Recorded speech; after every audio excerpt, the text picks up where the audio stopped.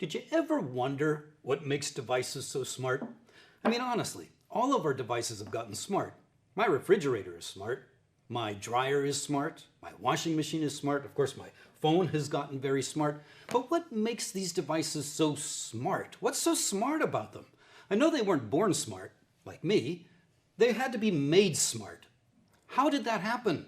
Well, today's a great day to talk about that because we're celebrating an hour of code, and coding is what makes all these devices smart. And of course, I'm JP, and a lot of people say, well, what does that P stand for? You wouldn't guess it, but it actually stands for programmers. And that's who we're celebrating today, programmers. Programmers make the world smart because they take simple devices and make them smart devices.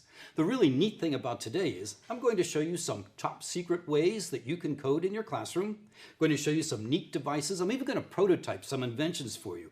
All ideas that you can use in your classroom today as we all get smart or a little bit smarter and continue to take a look at what you can do for an hour of code.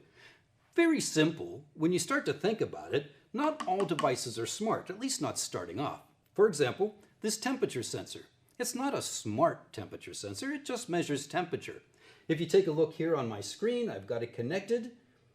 I'm in SparkView, which is our software, and it's measuring the temperature here at 21.6 degrees Celsius. All right, that's the temperature. That's not smart. What we want is a device that tells me something, like when my dryer tells me my clothes are dry. I need to make it smart. So I've set up a little story here. You might be familiar with this one.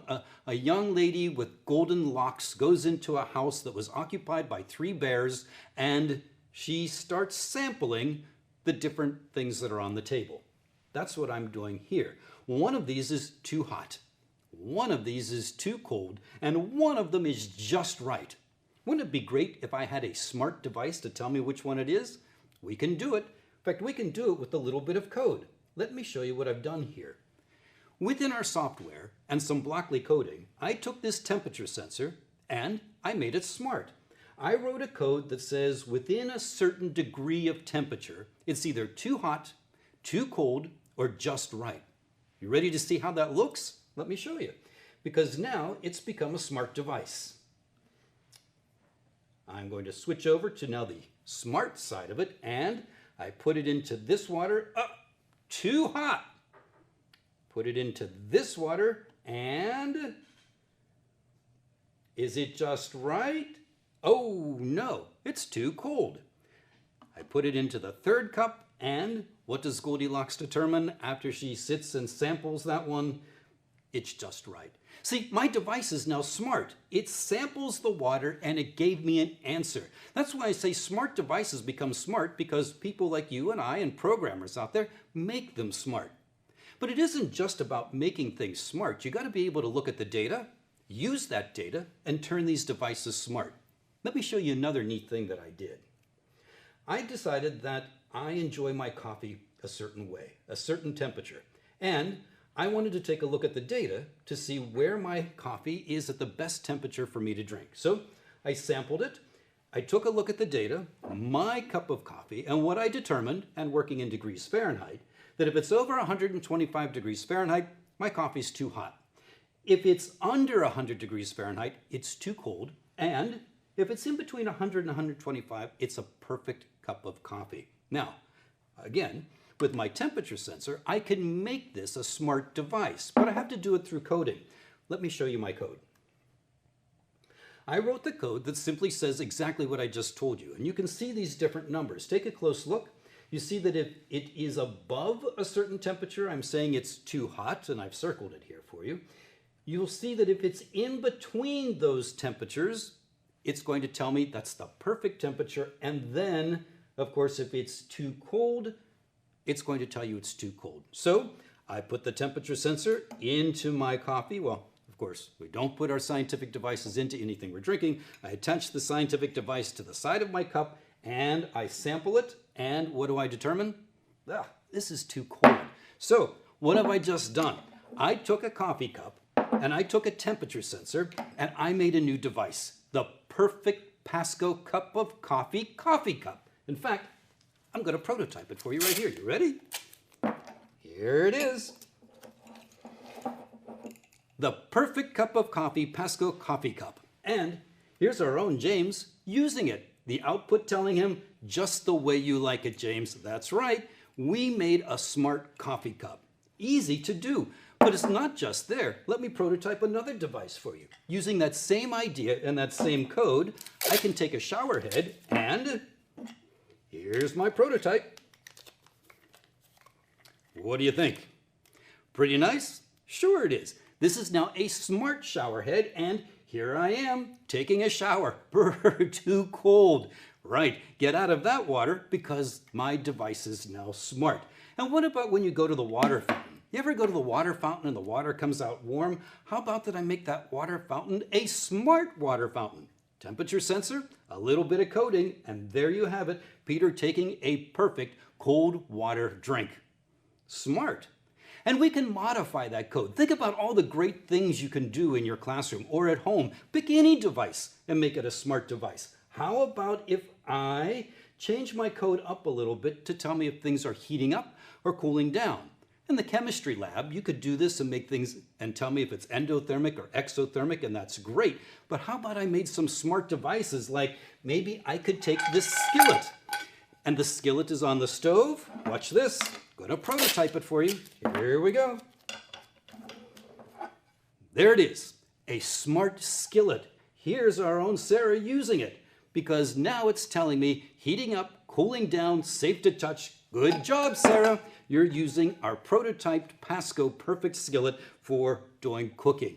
And it's not just the temperature sensor.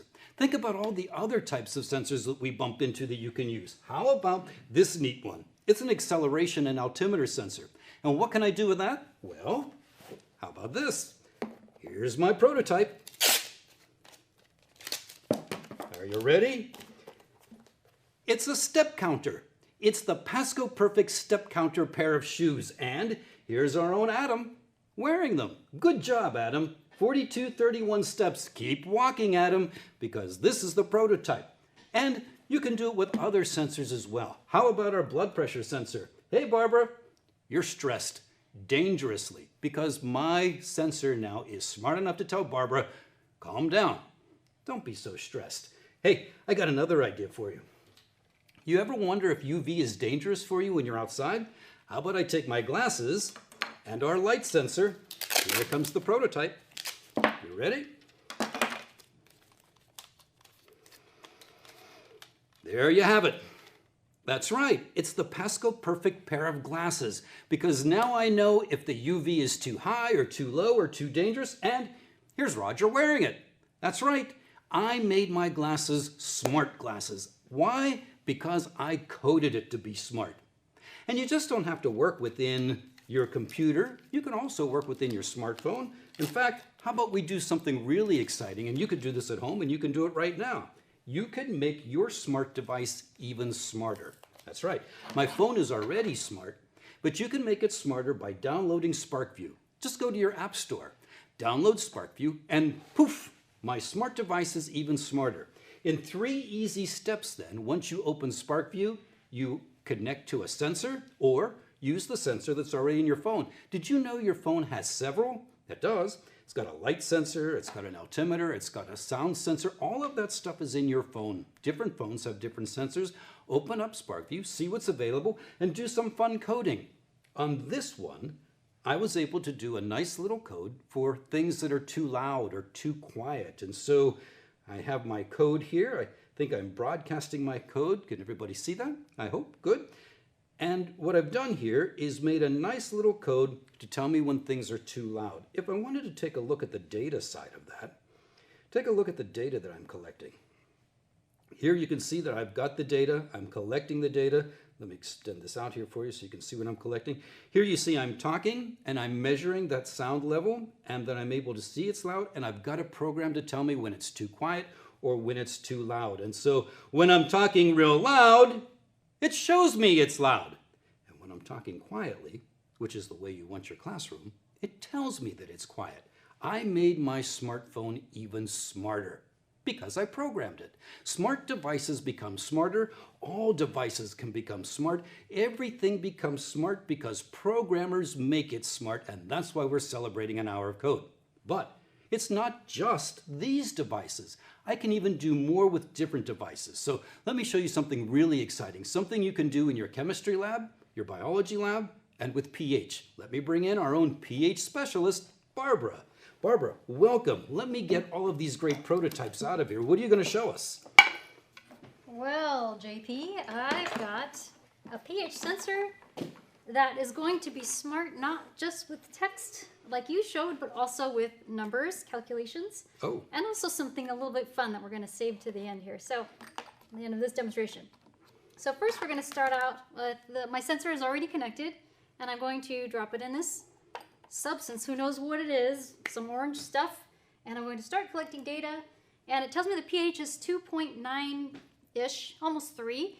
And in case you've used a pH sensor before, you might have wondered, hey, can I get it to put out a POH? Even though I know it's measuring hydrogen, can I get POH? And the answer is POH is another measurement in the chemistry lab, isn't it? And it follows a simple mathematical equation, right? Right. You just take the pH plus POH together, and you get 14, and that's a pH scale. Now, I've written a code here that does produce the POH here on the right, and on the 11 value, that's the POH. And these two add together, indeed, they equal 14 when combined. See, and that's really neat. So I was showing different output that makes devices smart. Your pH sensor is now smart enough to do a calculation on its own. Right, and I used code to do that. And if you're looking for a really short, quick, fun coding activity for hour of code that takes just minutes, this one's for you. I'll show you the code now. Okay, it really is this simple. Just a couple lines. So I've got a repeat loop here. So forever, keep until I press stop. I want you to measure the pH, but instead of just showing the pH, I want to see a new output that's calculated using this formula, 14 minus whatever the pH sensor says will give me POH. And that's all I needed to get that POH out of the sensor. That is such a simple chunk of code that makes it a smart sensor instantly. And if you want to make it smarter and more fun, I'm going to use the import feature in Blockly, and I can do this on my Windows computer. I'm going to bring in some more code that I've coded in advance, and importing code. Oops, let me do that again.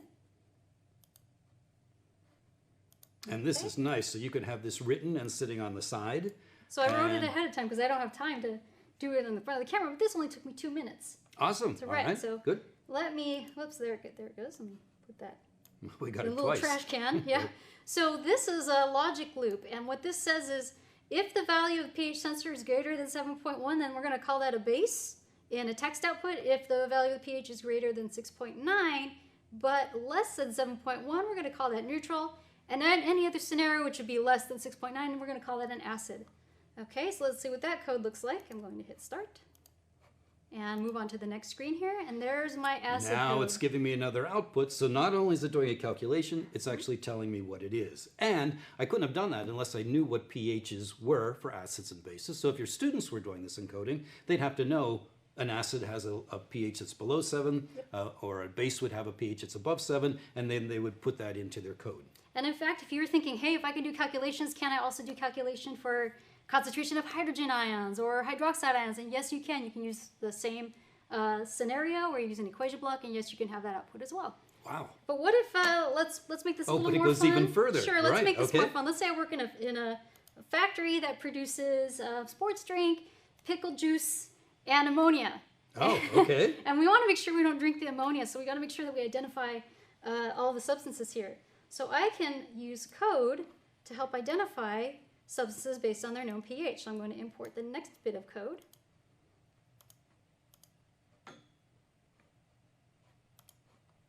And wait for that to come up. And this next code is going to look a little complex now, but... Oh, there's a lot more code here. So we went from one simple line to multiple lines of coding. However, I'm using the same principles here. I'm still using the logic. If the value is this, then do that. It's still an if-do statement with some conditions on here. So let's just see what this code does. I've also got a code node here. We're connecting it to another sensor now. So this is our world-famous code node, an input-output device. You're using the pH sensor, made it a smart sensor, and now it's also communicating with our code node. And we want to know what the substance is, so here's my next display. Oh my, look, it's telling me it's a sports drink. Oh, that's great. I don't want to accidentally drink the ammonia. But it also had a nice color there. to indicate that that was the sports drink. Oh, But- so you have it for different colors for each one of the drinks. So now I Right. have a color code plus an output plus the pH plus the POH, and look, it's identified this one as the pickle juice. pickle juice, and I got a green light. And we got the green light for the pickle juice. Safe to Wow. drink that. Now, Okay. as you imagine, this would be ammonia because I only make 3 things in my factory: pickle juice, ammonia, and sports drink. And let's see. This better be the ammonia, and Yeah, you don't want to drink this no. because that's a And base. it immediately tells me it's ammonia. Right. I've got a different color now on my code node. So, wow, this device went from smart to being genius. It's doing calculations, it's telling me acid and base, it's even identifying the solution, and it's gone a step further and gave me an output on a different device. Right, and if you want to see how did I put all this code together, we are sharing a link with you to our webinar that we did a couple weeks ago, Hour of Code.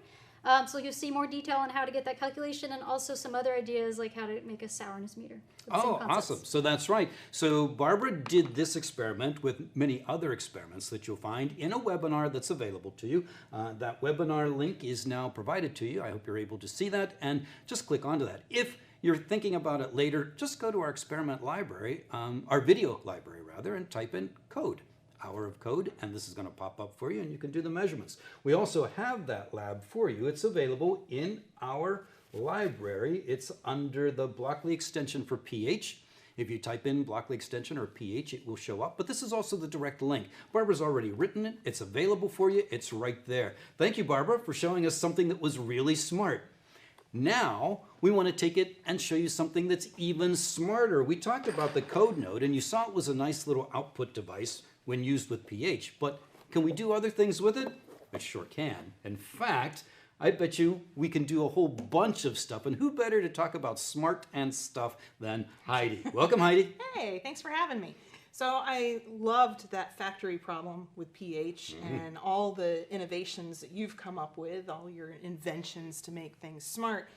When Barbara introduced the code node, we're showing you now with Blockley coding, it's not just text and numerical output, we now have physical outputs as well. So what's great is the students can then replicate inventions that are already out there, recreate sensors in the real world, making models of them. They may not work exactly the same, but they start gaining some understanding. So let me take you way back. Do you remember the 1980s? That wasn't way back, but yeah, I remember the 1980s. That was a lot of fun for me, absolutely. I enjoyed that. I'm going to open up a program that, if you recall, what is that? The clapper. The Yes, clapper, of course. absolutely. Right. So let me get over to my flash drive here.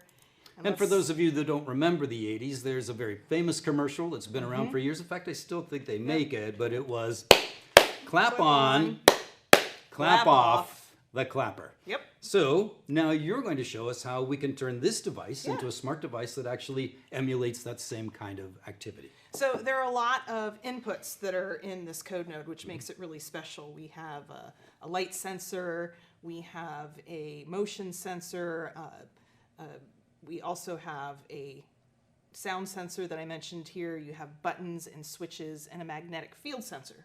So if I'm doing a clap on, clap off, or snap on, snap off, which input do you Oh, think it's we got to should be use? sound. It has to be the loudness. Okay. So I would say we would use loudness. There's a microphone right here. Yep. It's showing me. So let's collect some data and see some ranges, because we're going to want that for our program. So here's just basic. So my snaps don't necessarily go as loud. So why don't we say anything above 50% loudness? That sounds right to me. So we've collected some data. Again, making smart devices smart only happens when people look at data and then programmers use that data and code it accordingly to make it smart. So here it looks And we like did that Heidi here. has taken that. You took the data, or we're going to take the data. You've got the code written. Yeah, so we have the code written. We just have to plug in the data that will trigger it to turn on and off. And I created a variable in here for when the light can be turned on and off. So we said we were going to do 50% loudness. Let's plug that in. And if we did this correctly, when I snap or clap, excellent. The light comes on, the light goes off. Snap on, snap off, the snapper. There we go. I like it. And we'll make sure to include the link for this activity as well. Oh, we've got it right here. Yeah, the link for that is right here, the clap on. It's in our experiment library. You can just type in clap on, but it's in the experiment library, and here's the direct link for it.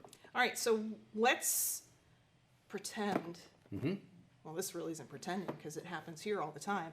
PASCO, we invent and make innovations constantly. All the time. All the time. So in this box is our latest innovation that we're releasing in a few months, but we don't want top anybody. secret. It's top secret. Top secret. We don't want anybody. Oh, it's to that see it. one? Yep. No wonder it's top secret. Yeah, okay. So let's create like an intruder alarm that lets us know when somebody has broken into this device. So thinking about all the inputs again, light, sound, magnetic field sensor, what do you think we could use now for an input? Well, so it's going to be, it will tell me that I'm breaking into the box when I open it, so probably the light sensor, I would say. Excellent.